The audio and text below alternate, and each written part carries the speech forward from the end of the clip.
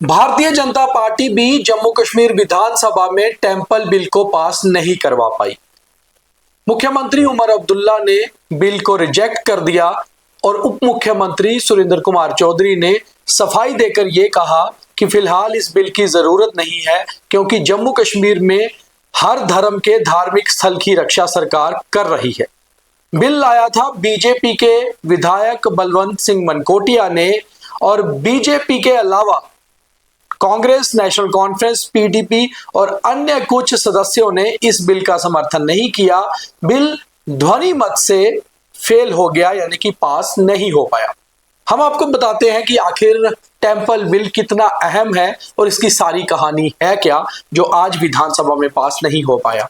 पहले आप सुनिए किस तरह से ध्वनि मत से बिल नहीं पास हो पाया, उसके दृश्य। जो इसके हक में वो हक है, जो इसके खिलाफ वो ना कहे, पहली नामंजूर हुई। ध्वनि मत क्या होता है? जब कोई बिल प्राइवेट मेंबर बिल हो और वो विधायक चाहता हो कि इस बिल को प्रेस किया जाए, यानी कि वो वापस नहीं लेता और चाहता है कि इसके ऊपर वोटिंग हो, तो जो भी विधानसभा के स्पीकर होते हैं वो ध्वनि मत से उस बिल को देखते हैं कि ज्यादा ध्वनि यानी कि ज्यादा विधायक किस तरफ है। उस समय बीजेपी के विधानसभा में करीबन 17-18 मेंबर ही मौजूद थे, और हालांकि नेशनल कॉन्फ्रेंस की भी पूरे विधायक अंदर नहीं थे, मगर तब भी सरकार में ज्यादा सदस्य हैं और कांग्रेस और पीडीपी की भी उनके समर्थन में आई और वो बिल पास नहीं हो पाया। इससे पहले जब मनकोटिया ने ये बिल लाया तो देखिए उन्होंने क्या कहा। For the protection of the temples and retrieval of the illegal occupied land in the Union Territory of Jammu and Kashmir, LA, private members, Bill number 16 of 2025। तो सुना आपने, बलवंत सिंह मनकोटिया ने बिल लाया और उसके बाद स्पीकर ने अब्दुल रहीम राठर ने इस बिल के बारे में सदन को बताया। उसी समय मुख्यमंत्री उमर अब्दुल्ला उठे और उन्होंने कहा वो इस बिल को रिजेक्ट करते हैं, यानी कि इस बिल को पास नहीं हो सकते क्योंकि ये बिल जरूरी नहीं है। उसके बाद बलवंत सिंह मनकोटिया ने विस्तार से ये बताया कि आखिर ये बिल जरूरी क्यों है, ये भी सुनिए। सर, आज ये बिल लाने की मेरा मकसद ये था और जरूरत क्यों पड़ी कि हालात ऐसे बने लगभग 90s के करीब 87 के बाद, जिसमें हमारे लगभग रजिस्टर्ड अनरजिस्टर्ड जो मंदिर हमारे जम्मू कश्मीर में 50,000 के करीब मंदिर थे, और उसमें लगभग हमारे 700 के करीब मंदिर हैं जिसको उन हालात में जब यहाँ मिलिटेंसी हुई, और खासकर जो कश्मीर का एरिया है वहां से मैक्सिमम 100% ही कहेंगे हमारे हिंदू भाइयों को वहां से निकलना पड़ा। हालात ऐसे थे सिक्योरिटी पॉइंट ऑफ व्यू से, और हालात ऐसे बद से बदतर बनते गए कि वहां पे मंदिर में पुजारी तक नहीं, सिक्योरिटी रिलेटेड इश्यूज थे, मंदिर में पुजारी तक नहीं रुक पाया। और ऐसा ऐसा क्या हुआ कि कुछ जहादी सोच रखने वाले कुछ असामाजिक तत्वों ने उन मंदिरों को डिस्ट्रॉय करना शुरू कर दिया, मंदिरों को तोड़ना शुरू कर दिया, मंदिरों को आगजनी में हवाले कर दिया और मंदिरों की जमीनों पे कब्जा करना शुरू कर दिया। और जिसमें अभी भी लगभग 96 के करीब FIR जो है अलग अलग पुलिस स्टेशन में लगी है ऐसी, लेकिन कुछ हमारी ऑर्गेनाइजेशन है जिन्होंने मैंने कहा कि रजिस्टर्ड मंदिर और ऑर्गेनाइजेशन कुछ जो काम कर रही है ग्राउंड पे, जिन्होंने लगभग 1842 मंदिर आइडेंटिफाई किए जो हमारे पूरे इस एरिया में है, पूरे जम्मू कश्मीर में है और खासकर कश्मीर के अंदर। और मेरा ये मकसद था कि हालांकि यहाँ division bench of high court ने बड़ा कैटेगरिकली बड़ा साफ शब्दों में कहा, और यहाँ के जो चीफ सेक्रेटरी हैं उनको एक कमेटी बनाई, उसका हेड बनाया और उनको डायरेक्शन दी कि फौरी तौर पे इनके अगुवाई में जितने भी हमारे मंदिर की प्रॉपर्टी है उसको आइडेंटिफाई किया जाए जिसको इलीगली ऑक्युपाइड किया गया है, और उसको रिट्रीव किया जाए और मंदिर का जो ट्रस्ट है उसकी जो कमेटी है उसको वापस दिया जाए।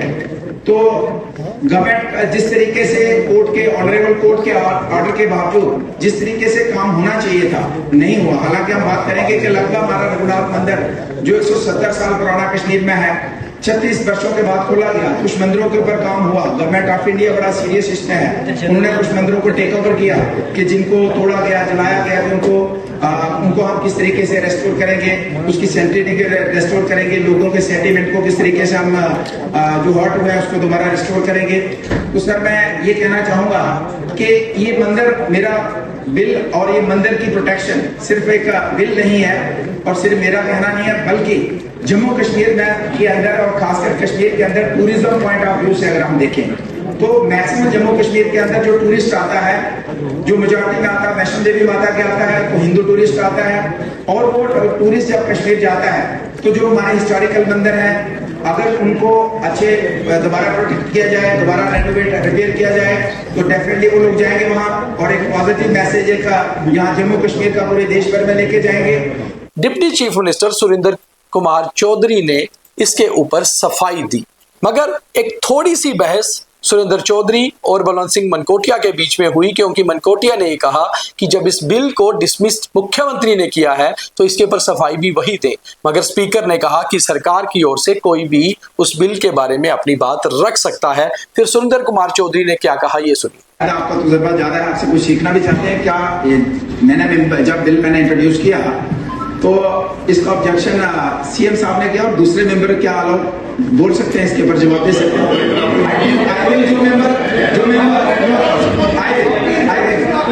आप दोबारा आप क्योंकि आप ज्यादा जानकार हैं, लेकिन मुझे लगता है इसको सीएम साहब ही इसके ऊपर जवाब दे सकते हैं, या ये शुरू में अगर डिप्टी सीएम साहब देते कोई दिक्कत नहीं, लेकिन ये दे नहीं सकते, या सीएम साहब ही जवाब देंगे। कोई मिनिस्टर नहीं जवाब दे सकता। लिहाजा आज भी मुझे नहीं लगता है कि इस बिल की जरूरत थी। इस बिल के बावजूद भी उमर अब्दुल्ला सरकार की हमेशा ये कोशिश है कि खाली एक मंदिरों की नहीं बल्कि किसी भी धार्मिक स्थल पे कोई कब्जा नहीं कर सकता, अगर किसी ने किया होगा उसके खिलाफ सख्त कार्रवाई होगी। इसलिए मुझे नहीं लगता कि इस बिल की कहीं जरूरत है। मैं ऑनरेबल एमएलए साहब से रिक्वेस्ट करूंगा कि आप इस बिल को विड्रॉ कर लीजिए। तो आपने देखा किस तरह से टेंपल बिल जम्मू कश्मीर विधानसभा में पास नहीं हो पाया। अब हम आपको विस्तार से बताते हैं कि ये बिल था क्या। दरअसल ये बिल था J&K temples and land protection bill, यानी कि जम्मू कश्मीर में जो मंदिर हैं जिनकी संख्या करीबन 50,000 से ज्यादा है, रजिस्टर्ड और अनरजिस्टर्ड, इनमें से करीबन 700 ऐसे मंदिर हैं जो 90 के दशक से लेकर 2026 तक कश्मीर में खास तौर पे आतंकवाद के दौर में या तो इन मंदिरों को नुकसान पहुंचाया गया या फिर इनकी जमीन को जबरदस्ती एनक्रोच कर लिया गया। वहां से ऐसे हालात थे कि पुजारी भी वहां से जो है उस मंदिरों से निकल चुके थे। अब जब हम ये बात करते हैं कि कश्मीर में वापस इन मंदिरों को ठीक किया जाए तो करीबन 1800 से अधिक ऐसे मंदिर हैं जिनकी संख्या करीबन 1842 है। ये ऐसे मंदिर हैं जो आइडेंटिफाई किए गए थे भारत सरकार द्वारा जिन्हें नुकसान पहुंचाया गया था आतंकवाद के दौर में। इनमें से करीबन 700 मंदिर ऐसे हैं जिनकी रेनोवेशन भी की गई और बाकी मंदिरों का काम अभी रेनोवेशन का चल रहा है। मगर बलवंत सिंह मनकोटिया का private member bill LA number 16 of 2025 था, J&K temple and land protection bill.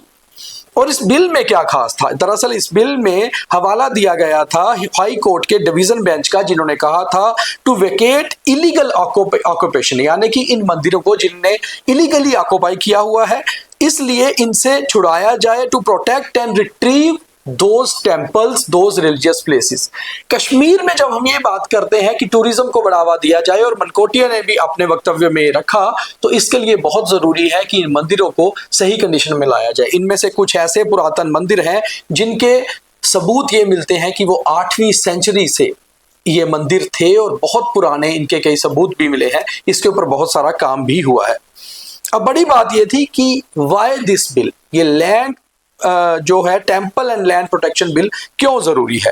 दरअसल कुल मिलाकर जम्मू कश्मीर में रजिस्टर्ड और अनरजिस्टर्ड 50,000 से ज्यादा मंदिर हैं, जिनमें से 700 मंदिर ऐसे हैं जिन्हें बहुत नुकसान पहुंचाया गया था आतंकवाद के दौर में। उन्हें भारत सरकार ने उसके बाद दुरुस्त भी किया। मगर बड़ी बात यह है कि इसमें अभी भी करीबन 96 FIR कश्मीर के अलग अलग पुलिस स्टेशन में लगी थी, जिनमें या तो इन मंदिरों को अलगाववाद या आतंकवाद के चलते हुए नुकसान पहुंचाया गया, कुछ मंदिरों को तो आगजनी भी की गई और उसके बाद करीबन 1842 मंदिर ऐसे आइडेंटिफाई किए गए थे जिन मंदिरों को जरूरी था ठीक करना।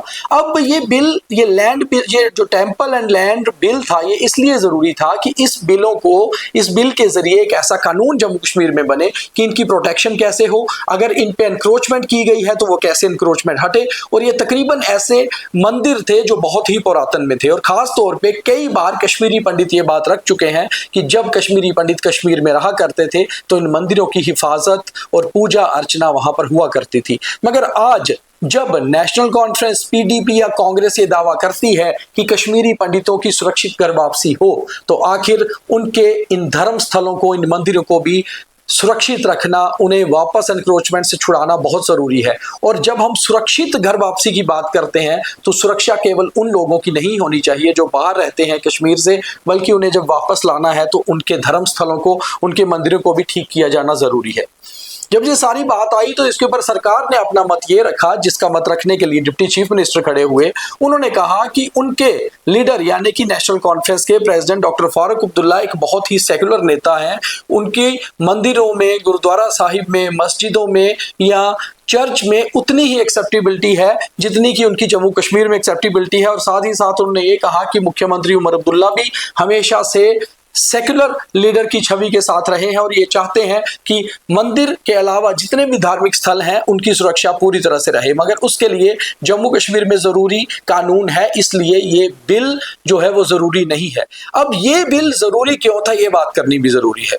दरअसल था तो ये प्राइवेट मेंबर बिल और इसे बीजेपी के चिनैनी से विधायक बलवंत सिंह मनकोटिया लेकर आए थे। बलवंत सिंह मनकोटिया के साथ हमारी बात भी हुई इस बिल को रिजेक्शन के बाद और उन्होंने हमसे ये कहा खास तौर पे कि ये बिल इसलिए जरूरी था क्योंकि कश्मीर में अगर आप टूरिज्म को बढ़ावा देने की बात करते हैं तो कश्मीर या जम्मू में जितने भी श्रद्धालु या यात्री माता वैष्णो देवी की यात्रा में आते हैं या कश्मीर श्री अमरनाथ जी को घूमने के लिए आते हैं या वापस कश्मीर घूमने आते हैं, उनके लिए बहुत जरूरी था कि इन मंदिरों को दुरुस्त किया जाए और इसमें टूरिज्म को बढ़ावा देने का भी एक बहुत बड़ा ऑप्शन था। मगर सरकार ने इस बिल को पास नहीं होने दिया और ध्वनि मत से रिजेक्ट हो गया। जब स्पीकर ने बलवंत मनकोटिया को पूछा कि क्या आप इस बिल को वापस लेते हैं तो उन्होंने कहा नहीं, वो इस बिल को प्रेस करना चाहते हैं। प्रेस करने का मतलब होता है वोटिंग करवाना चाहते हैं। और जब हम वोटिंग की बात करते हैं तो जम्मू कश्मीर विधानसभा में आंकड़े वैसे नहीं हैं कि वोटिंग से ये बिल पास हो पाता, क्योंकि सिवाय बीजेपी के किसी भी पार्टी ने इसको समर्थन नहीं किया। नेशनल कॉन्फ्रेंस के जम्मू कश्मीर विधानसभा में 41 सदस्य हैं, कांग्रेस के 6, पीडीपी 4, सीपीआईएम 1, जेकेपीसी 1, आम आदमी पार्टी का 1 विधायक जो फिलहाल सदन में नहीं है, अवामी इत्तेहाद का 1 और इंडिपेंडेंट 7। इन 7 में से 4 तो सरकार के साथ है और कुल मिलाकर सरकार के आंकड़े 52 के करीब बनते हैं और बीजेपी के सदस्य केवल 29 हैं, जिनमें से भी जब ध्वनि मत हुई उस समय केवल 17 या 18 ही मौजूद थे। तो इस तरह से J&K land and temple protection bill pass नहीं हो पाया। कुल मिलाकर देखा जाए तो जब ऐसे बिल आते हैं या वो पास नहीं हो पाते हैं तो ये लगता है कि क्या बिल लाने में या वो पार्टी या फिर वो सरकार इतनी सीरियस थी। आप इस बारे में क्या सोचते हो? क्या इस बिल को पास होना चाहिए था? नहीं, जरूर कमेंट करके बताइए। मगर बीजेपी आखिर इस बहुत इंपॉर्टेंट बिल को पास नहीं करवा पाई और सरकार इसके अगेंस्ट में खड़ी हो गई। बहुत धन्यवाद।